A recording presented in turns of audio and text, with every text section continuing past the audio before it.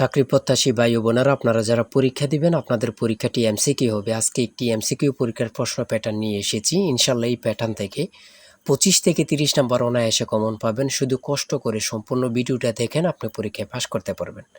আপনাদের পরীক্ষাটি এমসিকিউ হবে। এমসিকিউ পরীক্ষার প্রশ্ন প্যাটার্ন যেমন থাকবে সেম প্যাটার্নে আমরা একটি চূড়ান্ত সাজেশন তৈরি করেছি, একদম শর্ট করে, একদম স্পেশাল একটি শর্ট চূড়ান্ত সাজেশন তৈরি করা হয়েছে।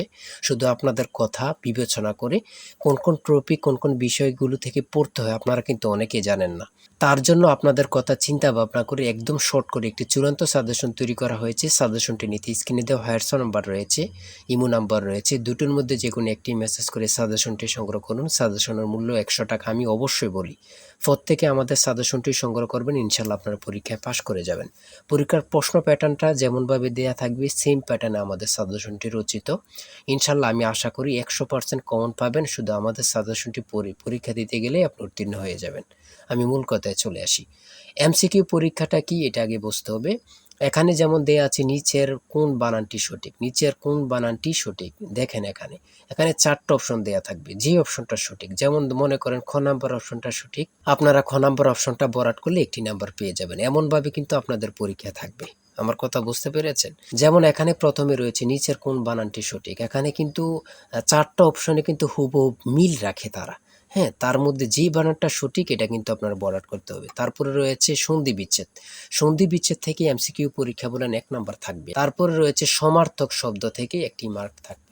কাজী নজরুল ইসলামের উপন্যাস কোনটি? নিচের এখানে কয়েকটা উপন্যাসের নাম দিয়ে দিবে।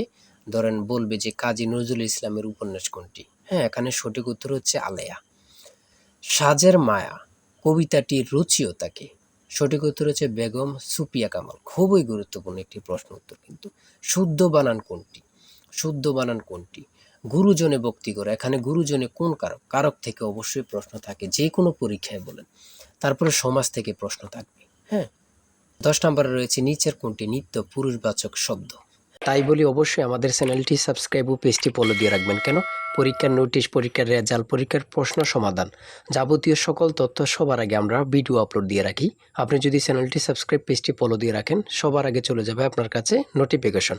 মনে করেন আপনি পরীক্ষা দিয়েছেন, পরীক্ষার প্রশ্ন সমাধান দেখিয়ে দিব, তারপরে রেজাল্টের অপেক্ষা করা লাগবে না, আমাদের চ্যানেলে পেয়ে যাবেন, সকল তথ্য পেয়ে যাবেন। এবং কি নতুন নতুন চাকরির তথ্য পেয়ে যাবে। সার্কুলার দেওয়ার সাথে সাথে আমাদের চ্যানেলে আপলোড দেওয়া হবে। আপনি শুধু আমাদের চ্যানেলটি সাবস্ক্রাইব, পেজটি ফলো দিয়ে রাখলে সবার আগে চলে যাবে আপনার কাছে নোটিফিকেশন। তাই অবশ্যই চ্যানেলটি সাবস্ক্রাইব, পেজটি ফলো দিয়ে আমাদের মেম্বার সদস্য হয়ে আমাদের সাথেই থাকবেন। হ্যাঁ, এমনভাবে কিন্তু আপনাদের পরীক্ষার প্রশ্ন প্যাটার্ন থাকবে। 11 নম্বরে কি রয়েছে আমরা দেখি। 11 নম্বরে রয়েছে উজানের কই বাগধারাটির অর্থ কি? অর্থাৎ বাগধারা থেকে আপনাদের একটি প্রশ্ন থাকবে।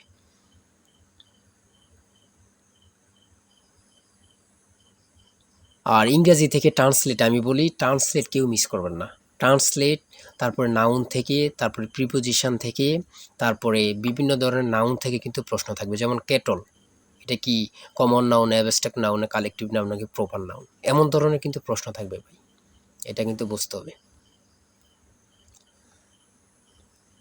ট্রান্সলেট, ট্রান্সলেট থেকে আমি অবশ্যই বলি আপনাদের প্রশ্ন থাকবে। প্রিপোজিশন থেকে প্রশ্ন থাকবে, কারেক্ট স্পেলিং থেকে প্রশ্ন থাকবে।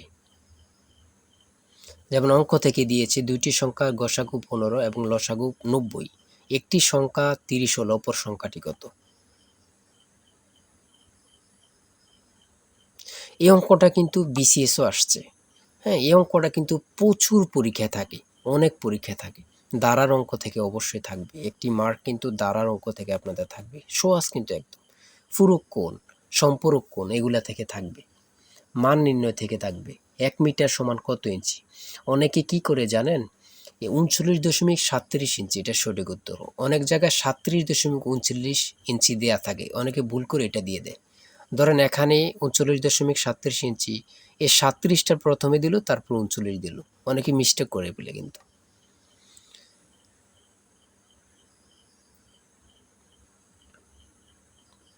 প্রশ্নগুলো কিন্তু একদম ইজি আসবে। হ্যাঁ,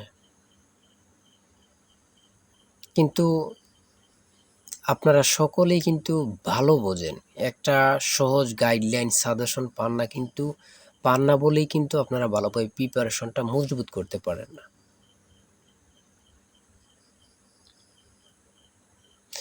মানুষের গায়ের রং কোন উপাদানের উপর নির্ভর করে? মেলানিন। বাংলাদেশের প্রথম কয়লা নির্ভর বিদ্যুৎ কেন্দ্র কোথায় অবস্থিত? এটা কিন্তু সবারই জানার খুবই গুরুত্বপূর্ণ, বড়পুকুরিয়া, দিনাজপুরে। জাতিসংঘ নিরাপত্তা পরিষদের অস্থায়ী সদস্যপদ কত সময়ের জন্য? 2 বছর। বাংলাদেশের বিদ্যুৎ বিতরণ সংস্থা কয়টি? 6টি। ইউএনডিপি এর সদর দপ্তর কোথায় অবস্থিত? New York.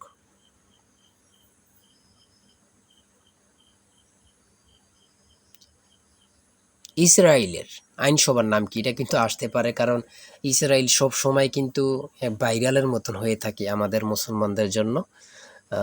এটা কিন্তু আসতে পারে, হ্যাঁ।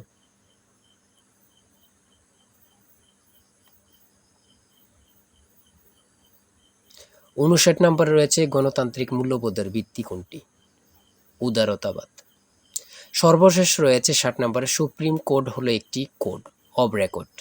এ কথা উল্লেখ আছে কোন সংবিধানে? 108 নং অনুচ্ছেদে কিন্তু উল্লেখ রয়েছে। এতটুকুই, ঠিক আছে। এমসিকিউ পরীক্ষা মানে এতটুকুই। আমি অবশ্যই বলি, প্রত্যেকে আমাদের সাজেশনটি সংগ্রহ করবেন, একজনও মিস করবেন না। আমি বলি যারা আমাদের এই ভিডিওটি দেখতেছেন, একজনও মিস করবেন না, প্রত্যেকে সংগ্রহ করে A to Z পড়ে যাবেন, আপনাদেরকে কেউ আটকে রাখতে পারবে না। আর আমাদের চ্যানেলটি সাবস্ক্রাইব করে রাখবেন, পরবর্তী আরেকটি প্রশ্ন আপডেট দিলেই কিন্তু চলে যাবে আপনার কাছে নোটিফিকেশন। আর আপনার যে কোনো তথ্য জানতে কমেন্টে লিখুন। সবাই ভালো থাকবেন, সুস্থ থাকবেন, আল্লাহ হাফেজ।